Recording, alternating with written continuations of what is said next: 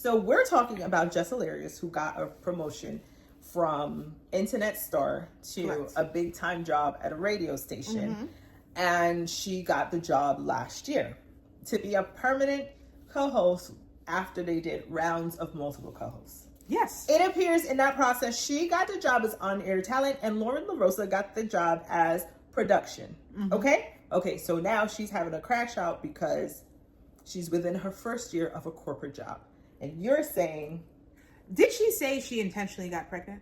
Yes. I heard that? Okay. Yes. Listen. So it could be that she intentionally got pregnant and didn't know she was going to get that job, you know? No. I want to pause on that. Because let's be honest with each other. You cannot have it all. Let's be honest. That little tale that they told us, that is not true. Yep. You cannot have it all. If at the same time. You can eventually have it all. Oprah told us that. But at the same time, it does not work. Yep. You cannot have a child within the first few months. It wasn't even a year. It was the first few months. Oh, she's pregnant. Okay. Ma'am, you just got the job. COVID is over. This is a radio show.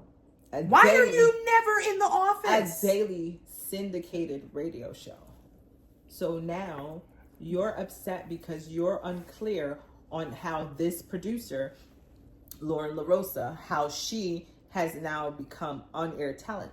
Well, Wendy Williams, the great Wendy Williams, I watched Wendy Williams for years, has always said, when you're in radio, you don't move your feet. You don't get your booty out of the seat. Wendy said she did not get out of the seat for no reason. She was on maternity leave on the radio from her bed because she understood the moment you got up and someone else got to show off their skills, you lost it. You're in a, you lost it. So and unfortunately, Jess, that is what happened. You went on maternity leave and everyone's like, okay, fine, we can respect that. You came back, and I will admit, listening to what you're saying, I will admit, your comeback was weird. It was weird. I asked, did anyone ask about the baby? We're just going to pretend that she did not have a child. These were conversations, most definitely, that were asked. So yes, that was weird. It was this, you guys, it seemed like the show couldn't figure out what to do. It almost felt like she came back when they weren't ready for her to come back. You know how if you're going to come back into the office, you got to let your boss know a couple of days before you come back that you're going to come back. So occupying your desk, someone was using your computer, so not your physical computer, but using the computer space or doing stuff. They now need to move that person and realign things so that you can now come back and take your rightful place, right? And the day she showed up, it was almost like they weren't ready for her to come in that day. Because then the way they were like, oh, Jess is back. And then they weren't ready to have a conversation about this. Again, but here's the thing. It does make sense. It did seem like they were not prepared for it. They weren't prepared for her Lauren that was day. sitting in the seat, then all of a sudden, Jess walked in. Jess is here. And now she has to get up and move her seat. And then, so that entire interaction was very weird. Very weird. Jess is back! Hello. You ready? You made it easy for her to be on-air talent all the time. Correct. I'm sorry. You did not improve your skills. So then another comment she made. She wasn't comfortable. She wasn't having fun at work. You're at work. This is not playtime. This is not playtime. You're at work. You came here to do a job. How then did she realize the newness of the job wears off? She didn't realize the newness of the job wears off. It does wear off. It does wear off. The newness of the job wears off. You get to see all the skeletons in the closet. You get to know what your real coworkers are like. You get to know what is really happening on a day-to-day, how people act in the morning. You get to see people outside of their representative. This is what's wrong with American TV. What? Everybody is invested in this fantasized existence of what jobs should be, what your coworkers should be. You go to work, everyone is eventually going to be your family. Right? Right. And that's what she was invested in. And now you're sitting here, oh, you didn't defend me, as if these guys are truly your brothers. They grew up with you and they know when, oh, you're unable to step up for yourself, so they need to step up for you. That is what it seems like she was expecting from these men. Okay. They're your coworkers. Not only that, but you're in your first year of a corporate job. Yeah, this is radio, but this is iHeartRadio corporate. This is not just This is not the radio show when it first started back. But then in the also, 90s. what I noticed that I am unaware, for someone who, I watch a lot of television, I engage in a lot of television, they test things, and you see that in soap operas all the time. Yeah. They will do tests of different segments, of different combinations. So when I saw Lauren doing segments within Jess's segment, I thought it was going to be like a team up, like Jess and Lauren doing this. So when Charlamagne said, oh, I thought you were using Lauren in this way, that came off that way to me as well. Because I'm like, there are areas that Jess is not strong in and Lauren is strong in, and Jess is using her in those instances. But at the end of the day, this is still my show. I am still on air talent. My face is still on that poster. So my thing is like, but you're also a freshman. You are a freshman. Lauren is not even a freshman. She's 8th grade. She's 8th grade doing the exchange. That's what she's doing. She's doing the exchange, and you're getting jealous of the smart 8th grader. And it's like, okay, Jess, if you are a freshman and you are a freshman in the radio industry, you made the conscious decision to get pregnant in the beginning of this big point in your career. Right. So that someone else would have to step in. Yep. And now they have built a relationship with Lauren, and they now have a vibe. And now when you think about corporate, this is still corporate. At the end of the day, you have to think about what advertisers will like, not only what the viewers and stuff like that. So what Lauren is presenting, how it's presented, it's a lot different from how Jess is doing it. Not saying Jess's ability to do it could not improve, but when Jess went on maternity leave, Jess's focus was not coming back to the Breakfast Club to be the best co-host at the Breakfast Club. Because if it was, you would study radio, you would study interview skills, you would study interview questions. All those things would have been the priority for your comeback.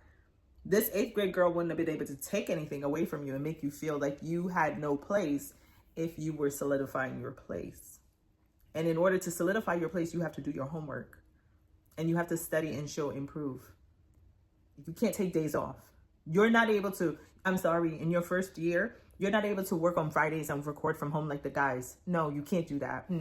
I'm sorry. No. There's no space for that for you. 1, you're a woman, and 2, you're new. Just started. There's and then also you kind of like fumbled this bad, because it could have been a Lauren and Jess show every friggin' Friday, because Jess know that DJ Envy is actually doing something and Charlamagne is usually out of the studio. So had she not been like Lauren, it could have been her and Lauren running that shit every Friday. You didn't have to go to them. You didn't have to cut to them. They out of the studio. Y'all could have been doing whatever y'all want, saying whatever y'all want, covering whatever segment y'all want to cover. Y'all were the two that would have been in the studio. This is my impression of how Jess approached this show. Okay. Jess Hilarious joining the Breakfast Club. Oh, yeah. Not as the Breakfast Club has added Jess Hilarious. And the way, like you're saying, fumble, the way she moved, that's how it kind of maneuvered. Like, I am above this, so I'm still doing all of my stuff. And then, whenever I want to. And she said, I don't need the Breakfast Club. And I'm just like, ma'am, the level of audacity for you to say that you don't need the Breakfast Club when there were hundreds of other women that auditioned, legit news people, Lala Anthony, Claudia Jordan. Like, these women who have been in the game asking for an opportunity of a lifetime on this syndicated show. And you say with your full chest, I don't need the Breakfast Club. I'm going to play it because it's lit. She's literally on the TV crashing out and having people validate. And when I hear HR managers talking about the new kids that can't work in corporate America and how they have to fire them, and Z? This is why. And when I see kids, and I've been asking my friend, why are the kids in high school so bad? Why are they so disrespectful? And why are they like this? And why are they like that? And I look at Jess and I'm just like, this is full participation trophies. I'm like, this is full participation trophies. You're expecting for you to go, step out, create a hole, someone else to come and plug it, not better, but just put it in a position where more people are open to it. And now you're mad that you don't know how to reintroduce yourself into the circle. And now the people on That the part. outside are like, oh, we prefer Lauren in this. We prefer Because her you're on not this. there. But then You're you not also choose there. not to be there, or you're not in the studio. How are people supposed to get to know your personality and how you're interacting with the guys when you're never at work? How often I'm like, where is Jess? But you're off of maternity leave. Where is Jess? Why is she off? Why is she working from home? Why is she not in the studio? Right. I'm sorry. Like, there are certain things part of this show now, which is no longer strictly radio, is to be on TV. Right. You need to be prepared for that. And you don't see Whoopi at working from home once a week. You cannot miss a day. Okay? If you're recording live, if you're recording daily, you cannot miss a day. That's why Lauren is there every day. She worked at TMZ. She understands television. Jess, you want to take time and go home and record from home? No, sis, it's not the same. See, the women at The View, they're not recording from home at all, period. Never. If you're off that day, you're not recording that day. But then also, how Jess approaches things versus Lauren shows a different demeanor, education level. Lauren would be more Emotional book smart, and Jess is more street smart. And how Lauren, she knows how TV works and what you're supposed to be and doing. corporate America, and she's going to act accordingly. Yep. And you got mad at the fact that Lauren acted accordingly. And instead of addressing it, and this is where we fail as sisters, that some women, they easily get intimidated instead of being like, hey, I need help. Because apparently Lauren reached out. What can I do to assist you? What can I do to make this better for you? And Jess was unable to articulate that and just proceeded to get angrier and angrier and angrier at the circumstance. Bring in another producer. Those are behaviors that you learn in corporate America. Like, you don't have a meeting with someone that you feel is contentious, having a difficulty, and is not able to move forward, is very rude, cuts off, disrespectful. How dare you say, yeah, I told her to shut up. Yeah, I told her she's over talking me. Yeah, I told her to be quiet. Excuse me, Jess. And then she's like, she's a grown woman. And yes, I praise her every day. And I'm so this and I'm so this. And I'm like, are but you it's listening almost like double-handed what you do? It's giving me older women giving you backhanded compliments. Yes. The kicker for me, and I haven't watched everything, is when she said this morning, you could have held the elevator for me. Just you really? crashed out last night. You said all this nonsense about me, and you want me to hold the elevator for you. First thing in the morning. Are you kidding me? First thing in the morning, before I've even determined mind. how I'm going to move forward. If what you said is an HR issue, should I be in contact with you at this point? Lauren has been through corporate America. She's worked in TMZ. Someone's gone on social media and said some things. You keep your distance until you've been told to do something different. Why did you expect this woman to hold the elevator for you? Why would we want to be in close quarters after you crashed out last night within the first year? And I'm like, you have but not. But she's acting double-handed when she expects corporate things to happen, but you're not acting in the corporate way. And then you're not going about getting what you want in the corporate manner. You purposely don't come to work and Lauren has to cover for you. And then now you're upset that Lauren is taking these segments that, listen, and it seems to me. And now you're saying, I'm purposely taking more shows. It is my interpretation. It seems to me that, yes, the people are talking. And people are just saying, at this point, yes, I prefer Lauren. Why do you need to be there? Because you're not showing up to work. And that is what this crash out is. Because people, instead of doing exactly what you said, making Friday the Lauren and Jess show, the Jess alone. I'm saying that could have been a thing. Okay, you've built your career on Jess alone. Jess has been supporting Jess, doing things for Jess, with Jess alone. And you decided to get into a group setting. And it's giving, you don't know how to work in a group setting. You thought these men were going to be your supporting cast. Right. And that's also another thing. We just met you as a radio personality. Like, yes, you were the one I rooted for. I was so happy when you got the job. So happy. And then you got pregnant and you disappeared. And it's like, okay. And for a while, I was against Lauren. And then I'm like, no. And I was like, I grew on Lauren. And then you came back and it's like, okay. And then you disappeared. And just give me Lauren. Just give me Lauren. Just give me the person that's going to be there all the time. Saying like some of this stuff, I'm just like, Jess, you're not, even in the mornings when she's doing her segment, right, and she had to go through the news and stuff, and they would hand her sheets of paper and stuff like that, right? Mm-hmm. They would give her paper for her to be like what she was going to talk about or what it was going to be or whatever the case is. To me, when they handed it to her, was the first time that she saw it.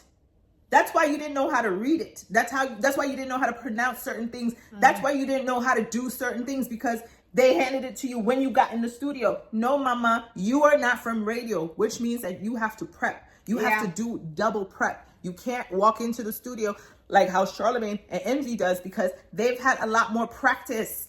They've been doing the job for years. For 15 years now. So I would always say to her in the morning when I would listen to it on iHeartRadio, I would say to her, I wonder why they don't use ChatGPT to make it sound like Jess. So when she has to deliver the news, it would sound like her, and the words on the paper would phonetically be the way she speaks. Yes. So therefore, she can read it the way she speaks, and it would make sense in the manner and in the vernacular that she used, and it would still come off newsy. I'm like, she just needed to use some kind of tool to help the news segment read like how Jess speaks, so that it sounds more fluent. Because when she couldn't read through certain segments, she didn't know certain things. I'm like, I can tell that you did not see it. You can see she did not prepare. And then when Lauren came on, and she would come with information, who she spoke to, this person, who she called, and who lawyer. And they would always be surprised, like, oh, you got a lot of contacts. And a lot of times she would be able to get the news and the this and the that.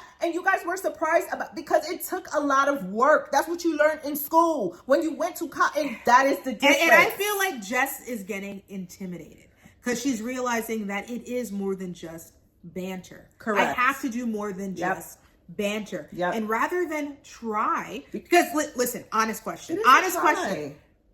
What is Jess's segment on the show if Lauren is doing the news? Okay, Jess's segment was where she saw, same thing as on her Instagram, it would be her commentary on the things that were happening, right? It was just her funny way of delivering what happened. Okay, that works for part of the news, but it cannot work, and did not work for the full segment. Once they got through, like, actually running the show without her. They were able to see how you did not need as much time for Jess with the Mess in comparison to the other part of the segment. So Lauren coming in your segment, it's because the way that you were delivering it was not fluffed enough to make up that large part of a segment. Okay? Correct. I'm just going to say it like that, because that's how I felt when I listened to iHeart on the app. They play the same stupid music from 6 a.m. to 9 a.m. I listen on the app. So I'm not criticizing how Jess feels. I'm just saying that there are a lot of corporateness under things that happen that she's not accustomed of dealing with, and she did not understand how she needed to manage that emotion. But your ability and access to her, and then you're building the perception, you're feeding into the perception, so then that's what comes across, right? Because you're so angry at her, and when she comes to you to be like, hey, how do you want to fix this? You're already so mad. You're like, I want to fix it. It's like, girl, I'm just trying to make this work. Because she's like, when I came back, I didn't like Lauren. It's like, but what did she do to you? You weren't even at work. But you also want Lauren to be less than. And that's another thing that it seems you realize that there are certain things that you need to work on. And instead of just working on them and letting her do her thing, you're mad that she's able to do the things that you can't do. Is that what, like, read it? Like, stop. That's not, But also the connections, because that's another thing. Every time there would be a news story. Oh, I called this person. I did this. Look at how long has Lauren been in the industry? How long has she been working these contacts? You are new. We don't expect you to have all these contacts. So why are you feeling, it appears, insecure? That Jess is insecure about the fact that Lauren has these contacts. You don't want her to have them? It's not a contact. It's also about the amount of time that Lauren gets in her segment. That is the problem. That, you know how when The View is on and I'm watching The View, because I'm an avid View watcher, and everyone gets, 2 minutes and a half in the segment, right? And 30 seconds into Sunny's segment, Alyssa is cutting in. So instead of you having 2 minutes and 30 seconds, you now have 1 minute and 25 seconds, or whatever the case is. She's taking up all of your time. So I can understand that that's the issue that Jess has. But that's something you explain to Lauren behind the scenes. Like, my segment is this. I need this amount of airtime, blah, blah. That's what you say to your other co-hosts. Because this is radio time. I have a certain amount of segment, a certain amount of time in my segment. I would like my time, blah, blah, blah, blah. I would think if she's your producer, why would she not give you the appropriate amount of time in your segment? Why would she not fight for your segment time? At what point are you going to fight? Because forget your segments. Let's talk about your interviews. Yeah. And the skills that, again, you do not have and you are not working on. She said she's researching the questions. You have people coming in to do it. You know you're going to have guests come in, right?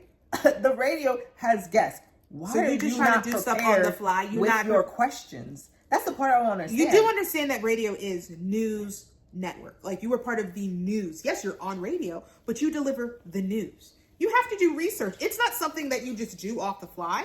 And I feel like Jess with the Mess is just where the difference is, right? Jess with the Mess, you are doing the highlights of what you saw people say on the internet, right? Yeah. So you saw people say it, or you saw this happen on the internet. And you're now doing what I do on TikTok. It's like, oh, you know, Trump is doing this, and it's a 30-second, 1-minute blurb about what I saw and how I felt about it. That is Just with the Mess. The Breakfast Club is a corporation that delivers news. And for how many hours? 4 hours? Although you are able to do a segment that is 1 or 2 minutes for Just with the Mess, like you do for internet, you still have to be able to fill that segment in a way that it's substantive. And you still have to fill that segment in a way that is informative as well. Almost like what all the other platforms are saying, Instagram and all these other platforms, YouTube, they want content, either you're teaching something, right? That's what they're saying. So the fact that you're there and in your segment, what is your segment? Is entertainment? Is it news? Is it comedy? What added value are you providing to the show? Yeah, because you work it again. This is a corporate job. To make it is the fact that you are not strictly a comedian. And that's how she's moving. That she's a comedian who happens to do a show. Right. No, this show is your full-time job. You happen to do your comedy every now and then, but you need to treat this as your full-time job. And if you don't want it as your full-time job, then you have to give it up, friend. Yeah. You have to give up the seat and let the other people who want it every day, who want it to be their full-time job, because these are not just you and your friends doing a radio show for the neighborhood. It's not a podcast. This is national. Syndicated. Syndicated. What added value are you providing? Yep. And why are you expecting, again, Lauren to be less than? Because, yes, I saw they started bringing Lauren in for the interviews because you were not contributing. Why is entertainment? Who was it that came? There was a big star that came up there. And she just sat there. She just sat there, and I was like, and you like see Charlamagne is like, okay, now he's just asking all the questions, and he got to do everything. And I'm like, what is your purpose? I don't remember who it was. I don't remember who it was. We were sitting there. Was it a politician? She didn't have any questions, and I'm like, okay. Also, he pivoted to her a couple of times too. Also, like when the particular like politicians and stuff were coming up and different people, why are you not there? Because you would be on the same level as Cardi B, in where you're from social media type space, and you would be presented the questions from the people, right? That would be your added value. Even that aspect, she did not bring. So I'm just like, okay. You're not trying. She's not trying. She's not asking for help from the veterans. No. That's what I noticed. No. And that's what it is. That's what it is. And I was trying to see this in a different light, but I was trying to tell my cousin, who's doing great things on her social media, you have to ask the veterans. You need help from people who've been there before you. Yeah, you can go on ChatGPT and get this and get that. But if you don't have the perspective from someone who's been there before, you are missing a lot of gaps. You have a lot of holes that you don't even see is in the road ahead of you. And all of this could be avoided. How come Jess ain't done an interview with friggin' Angie Martinez yet? Again, I don't know who your management, who your entertainment is, blah, blah, blah. But why you ain't been on The View yet? I'm sorry, but Angela, when you got the job, why wasn't you on The View? Because she did not roll it out in the corporate way. She did some, and what they were going to talk about on The View with her when she did that. The fact that, how'd you go out and tell everybody you got the job and didn't, you know what I'm saying? Those old women are going to ask her those questions. But when she was coming back, and that's why I'm saying the way she came back was not properly done. It didn't seem like they were prepared for her, because she had just came out. Like, why she hadn't done anything on The View? How come she hasn't been brought to that level of, she's a new person on The Breakfast Club. This is a national syndicated show. She has not done any of the news show, talk show, like for her to promote her. And then you came back from maternity leave. Like, at this point, you should have been doing all the new shows. This is where people would get to know Jess. You should be promoting The Breakfast Club and what's happening because you're back. Yeah. Who is your management? Who are the people helping you navigate this? Because you are no longer just a comedian. Lots of media things that I feel, in my opinion, someone who watched The Breakfast Club, who watched The View, and watched different daytime, who have watched different daytime shows over the years. It is odd to me that Jess Hilarious, the new co-host of The Breakfast Club, has yet to go on any main show. Nothing. I have yet to see her on Sherry. Is she on Sherry? I've never seen her. I don't remember her on Sherry. I don't remember her on Tamron Hall. I don't remember her being on Jennifer Hudson. Actually, let's look it up because I don't remember her doing none of those shows. And she's a new young female in her 30s who's gotten this national platform. Where is the rollout? Where's the articles? Where are the things that are uplifting and positive about Jess? Where are they? I don't see them. I have not seen them. She's back from maternity leave. Nothing about her and how her, there's no positive blurbs. There's nothing. This is the first time you're making noise and it's not positive. It is, if you want to do straight comedy, then do straight comedy. But the radio is the radio. You have to be there every day. Every day. And She's not showing up. There's no reason Jess should not have been on The View already, should not have been on Sherry's show, should not have been on Tamron Hall, should not have been on Jennifer Hudson. Why has she not been on none of those shows? As a main contributor because do they navigate? Because they might be of the Strictly Comedy Club circuit. If they're not able to navigate in the broader entertainment, this is where you're failing. Okay, but how should they have navigated through the broader entertainment? Some of those things I feel should have, but some of those things I feel like should have been set up for her because iHeart is a corporation. So my question is, why weren't those set up for her? Why are you treating her differently? Why isn't she getting the same access to the shows that everybody else does on a day-to-day basis? I'm just trying to figure out, Jessica Robin Moore, what part of your business is not businessing? Because you should have been on the View. How are you moving? How are you moving in the background that they're just like, we're not moving you in the foreground? How are you moving? And she's addressed, look at how Lauren and the difference in how things are being addressed. She's like, yeah, I do agree. Sometimes there are issues. Charlamagne, we discuss it, and then he in here joking. Like, that is epitome of his response all the time. All the time.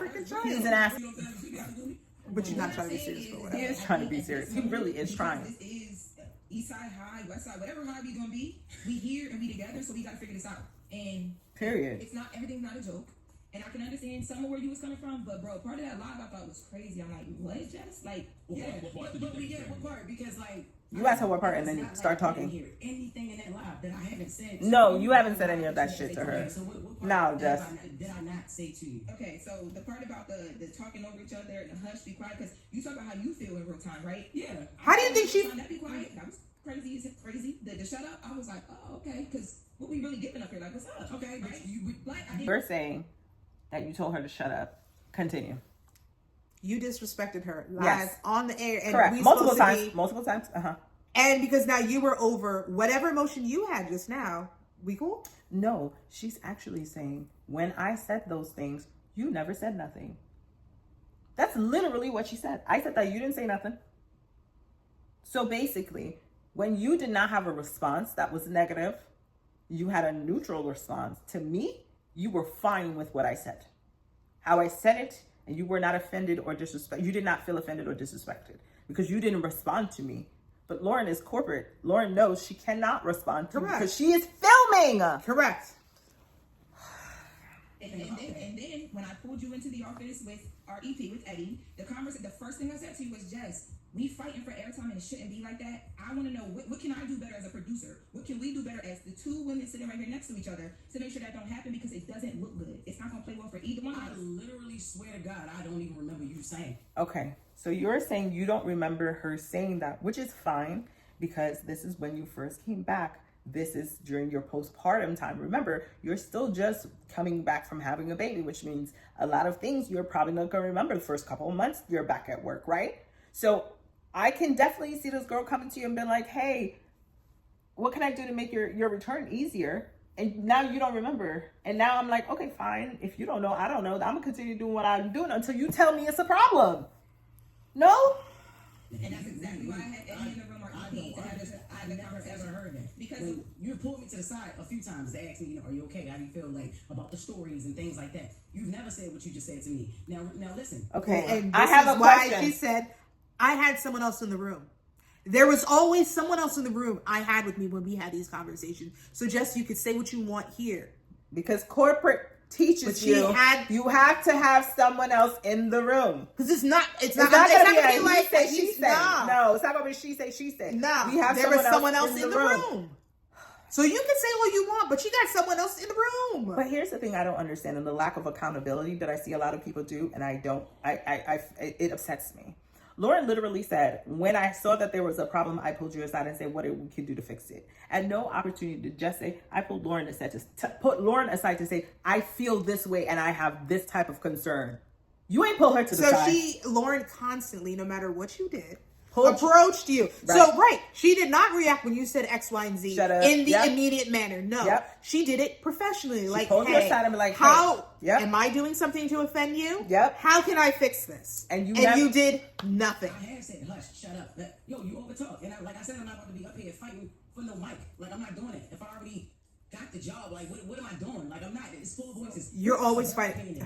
You know what I mean? Girl, you're always fighting. You're always for fighting the for the line. job, man. Like, You're always fighting just for the because job. you got it does not mean you. No. Just because you got hired does not mean you get to keep the job. It is radio. They will hire and fire. That like is any job. How do Just like look at boxing. Just because you got the title, Oh my God. don't you got to fight to And defeat, then she's to like, defend I'm the not title? fighting for no mic space. You competing with Charlamagne and Envy for mic space all the time. But because it's another female, that's what you're not competing Me, with. you, and Charlamagne.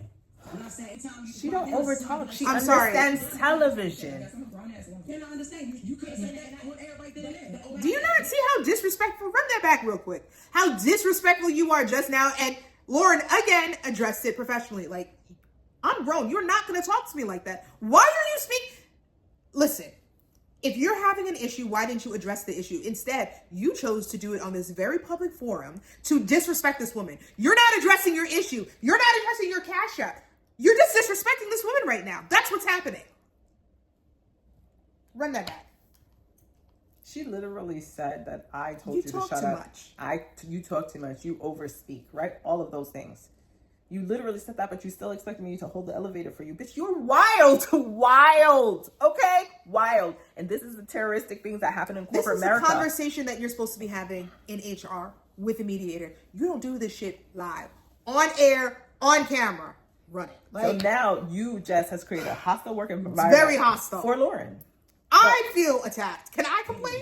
Wild. Hush, my mind don't even tell me shut up. Jess, I'm a grown ass woman. Look at how you talking to her. And why would she need to put... Because the way that I do things when it comes to my job and my career, that's not what we on. And I told you from the jump, I was never going to give that to you. Ever. And I did or not. Our first conversation, I said, if I ever have an issue with you, I'm going to handle it in a way where we can get through a conversation because we've grown. And regardless, you don't got to love me. You don't got to like me, but we here together. I'm here. And listen, like I said earlier, the internet loves And that is what you learn in corporate. And this is what Jess don't understand. If you can't go out crash out about me to the whole world, and then the next morning, I'm going to hold the elevator for you. You're wild. You're wild. And then for you to admit you've told me to shut up, hush my mouth, I overtalk, and you've literally been Look how hostile you are right now. And then, you want me to be in a confined space with you? and then it's like you're talking to Lauren, and Lauren has her hand clasped because that's how Lauren has always been. Even when she was on TMZ, Yeah. she'll have her hands clasped together. And Jess literally has her fingers and her nails in Lauren's face. Now, if you were back in the day with Evelyn Lozada and a Tommy and a Tammy Roman. If you were back in the day with the Evelyn Lozada and a Tammy Roman, what Jess did would have got a pop and a fight right there. Right there. Right there. Right there. Okay? Jess, why you got your hand in that little girl's face? How are you so Lauren is not that much younger than Jess, okay? I believe they might be the same age. Why you got your hands in that little girl's face? I'm gonna say little girl because she's younger than me and you younger than me and both of y'all younger than me. Why you got your hands in that little girl's face like that? When she's sitting at a table with her hands clasped and your hands are lit and your nails are like extended to her. Jess, really? Really? I'm sitting here and I'm triggered. I'm upset. This way. We love you. We asked for you to come back. We asked for Lauren to come back. We asked for Claudia to come back. I ain't never say you shouldn't be here. You basically I said from the whole jump, yeah, Shorty do the job great. She's amazing. That's why you don't, why you, That I said I wasn't gonna do it That's something again. to do what? I don't dislike you. You don't dislike me. The day you came back. The day you came back, that's what But my Lauren, intentions were. And we talked about No, this. that was the way when I did come back to her, you have to admit that ish was crazy. The way we had a setup, we had something going, we had a whole nother plan. what was the plan, Jess? Because Lauren was literally sitting in the chair and you walked in and she had to scoot up, get up and get her laptop and move the fuck out of it to be talking to me like this. To be talking to me like this is wild. Your issue, again, your issue is not with Lauren. You're thinking about the comments. Because what were the comments during that time? Where is she? Where is Jess? How long ago did she have that baby? When is she coming back to work? And then it seems like you showed up to work unexpectedly, and that shit was weird. Yeah. Yeah. Because, hold on, pause. We were supposed to be having, maybe she was supposed to show up 2 days from there. Right. And you decided, no, I'm showing up today. Right. And that's what it appeared. And now again, appears And it was like, as someone on the outside looking in that you keep creating these environments and these circumstances that like someone who has been on TV for 8 years knows that the space needs to be filled. And she is doing what she knows, what she's been trained to do. right. And the thing with that episode was weird and her interaction was weird because she came in and it was in the, now, if you know the show is recorded, video recorded, right? Why would you not wait till the break to walk in? Why would you walk in the middle of the segment, in the middle of her talking? Oh, Jess is here? Oh, she's coming in? That's how it came off. And I'm like, oh, they didn't know Jess was coming today? Yeah. Oh, Jess is here? Oh, okay. And she got up and got her ass up out your seat. So when you were like, oh, Lauren was still sitting there. No, girl, it was literally like, oh, Jess is here? And that girl scrambled to get her stuff out of your seat. So when you came back, that was weird. We saw you got you're saying that there was a plan. Did you follow the plan? What was supposed to happen? What was your welcome supposed to be like? Because I kind of feel like you didn't get the welcome back. Just like you didn't get the announcement because you messed it up. She, this crash out right here. Yeah. If I was your boss and I was in corporate, I'm sorry. You're too dangerous. I don't want to work with you anymore. Because how are you going to be on air? You're going to put something, I don't need this job. Okay, fine. Unless it's part of their plan for their ratings. And, but I don't know that Lauren will participate in something like that. I know she's very sad. And I just hope that, Jess is able to come back. And, girl, you need practice. That's it. This is why they're saying that these people can't have jobs? I get it. Yeah. Is this what's happening? We gonna be straight. Everything's gonna be fine. Let's take some calls. She said, see how these guys play? Exactly. What I'm saying is that this will work, but sometimes this might have to happen, and it's happening with love. Because when I saw Jess crying, I came in here because I care about. She's a producer. For all of this to be okay, and I'm a producer. At the end of the day, do my talent. We gonna be straight. Everything's gonna be fine. Let's take some calls, and then we'll come right back. Why are you doing that? Because that's what Envy and Charlamagne does. I don't know. They're typical men. Yes. That's men. Yes. But that's also the... You have to fight for the space to be soft in that moment and for them to stop with their over projection of their testosterone. And you have to fight for that. And she feels like she doesn't have to fight for Mike's space, but in this moment, Lauren has to fight. But she doesn't want to fight for it. She doesn't want to fight. She'd rather take the easier fight, which is the woman. And Lauren is constantly, I'm not going to fight you. I'm not. Because it's not my space. Lauren, why am I going to fight you? This is not my space. And Lauren said that. She's like, I got my own channel on YouTube. Like, Brown Girl Grinded is mine. That's what she said. I'm a producer on The Breakfast Club, but Brown Girl to get with her media tour that she's gonna do. She needs to do a media tour. She needs to go on The View. She needs to go, she needs to talk about what because you are the female voice of The Breakfast Club, and you have not claimed that. You have not carved out a space, and that's another thing. Yeah. You have not even sat in your role yet. You have not gotten comfortable with it. You expect all of these things, but you have yet to sit in that role, and you haven't marinated. Nope. So who are you in this? Who are you in this group? You talk about Envy. Envy's the DJ, right? Mm-hmm. He's spinning the mixes. Whether or not he makes his mixes or not anymore is irrelevant.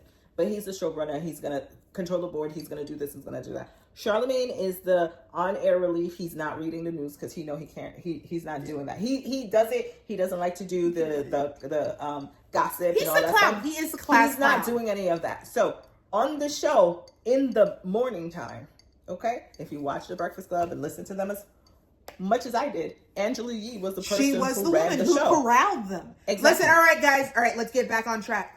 Who are you? Said that maybe she's still going through postpartum, and I'm like, I'm not going to say you're not, because it takes at least a year for that stuff to come, for not the stuff, but for your body to regulate again. So you being more sensitive about the situation is understandable. However, you haven't solidified your voice on the Breakfast Club. Not at all. We don't know who you are as the are. third co-host on the Breakfast Club. And even if you're going to be the little sister of the two guys, you can't be the little sister anymore. No, you can.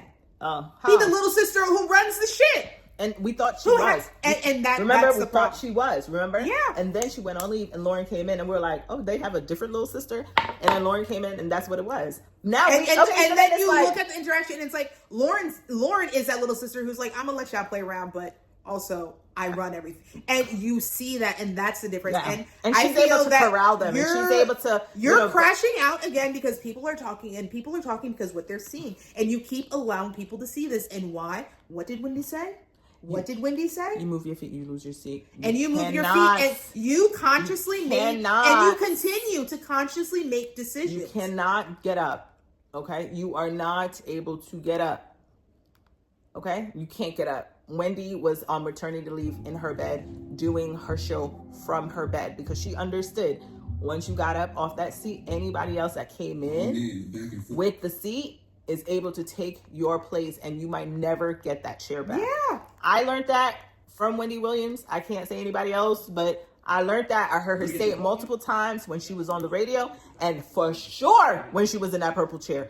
There was hardly anybody ever sitting host when she was out. Not. They would do reruns, and you know how long it took them before they were able to actually get like an actual co-host. You knew to there come was something wrong when there was a co-host. Like no, but how long Wendy it took, okay? like reruns before they would actually let a co-host come in and let somebody sit in her purple chair. Yeah. It was not happening. So the simple fact that you've been there less than a year and you feel like you could just walk in and come in and you're just going to, be here and take extra jobs and da-da-da-da-da. No, baby, it doesn't work that way. And I'm sorry to have to tell you, it's never going to work that way for you as a female. It appears that she's entitled to all of the work that her predecessors have done. You don't get to claim those accolades. You don't. You got the seat because of your predecessors. That's where you're at. That's what happened. You got that seat. Because now you need to move it forward. What's up, Stop like that. Welcome back to the channel. I hope you show improved. That's all.